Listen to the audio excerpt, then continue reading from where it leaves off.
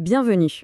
Aujourd'hui, on va décortiquer l'analyse percutante de John Mearsheimer sur une initiative majeure de la politique étrangère américaine et sur ses conséquences, disons pour le moins inattendues.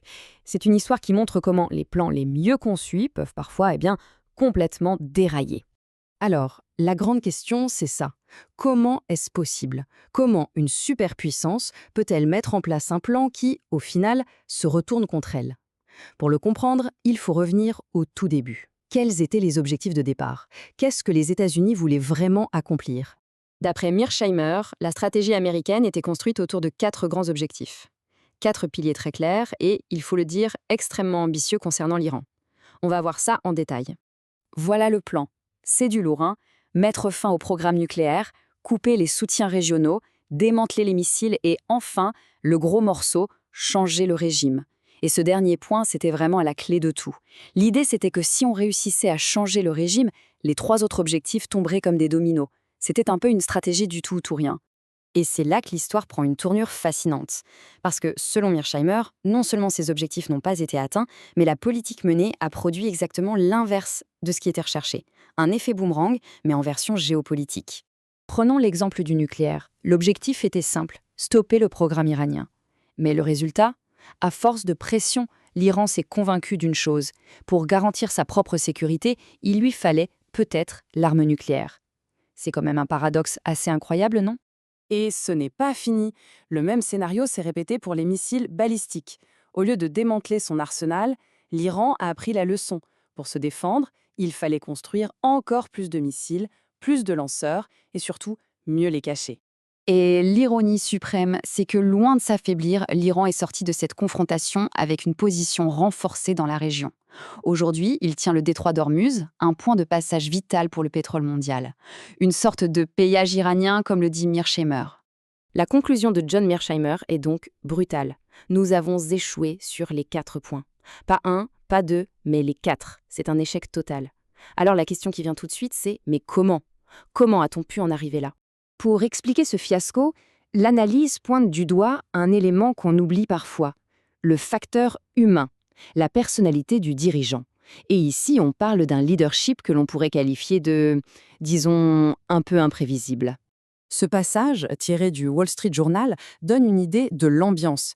Il décrit une scène de crise où le président est tellement en colère que ses propres conseillers doivent l'isoler pour gérer la situation. Ça en dit long sur la manière dont les décisions étaient prises. On est à des années-lumière de l'image d'un John F. Kennedy gérant la crise des missiles de Cuba avec un calme et une rationalité exemplaires. D'un côté, le sang-froid face au risque d'apocalypse nucléaire, de l'autre, des colères explosives en pleine crise. Le contraste est, pour le moins, saisissant. Alors, pourquoi ce comportement?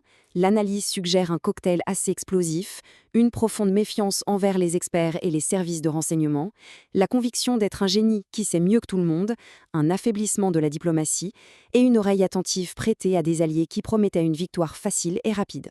Face à un tel échec, la conclusion semble évidente. La puissance américaine serait en déclin. Mais Mearsheimer nous dit « Attention, ce n'est pas si simple, la réalité est plus complexe. » Pour bien comprendre son argument, il faut faire un petit détour par l'histoire. Le moment de Suez de 1956, c'est ce moment précis où tout le monde a compris que l'Empire britannique n'était plus la superpuissance qu'il avait été. Un véritable tournant. Mais voilà le point clé de l'analyse. Pour Mearsheimer, les États-Unis d'aujourd'hui ne sont pas la Grande-Bretagne de 1956. La puissance américaine, qu'elle soit militaire ou économique, est encore bien réelle et immense. Le problème n'est pas là. Le vrai problème, ce n'est donc pas un manque de puissance, c'est une crise du jugement, une crise de la stratégie. C'est l'incapacité à utiliser cette formidable puissance de manière intelligente et rationnelle. La nuance est énorme et elle change tout. Alors, au final, où en est-on? Quelles sont les conséquences de cette monumentale erreur stratégique? Eh bien, on se retrouve dans une situation que Mearsheimer décrit sans détour comme un gâchis géant, un bourbier géopolitique. Voilà le bilan. L'Iran est en position de force. Le détroit d'Ormuz est sous son contrôle et l'avenir s'annonce comme un long conflit gelé, plein d'incertitudes. La situation est instable et il n'y a pas de solution facile en vue. C'est l'impasse. Et toute cette histoire nous laisse avec une question finale, une question assez vertigineuse.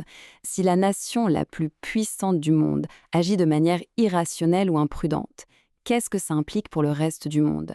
C'est une réflexion qui nous rappelle qu'au final, la puissance sans la sagesse peut être plus un danger qu'un atout.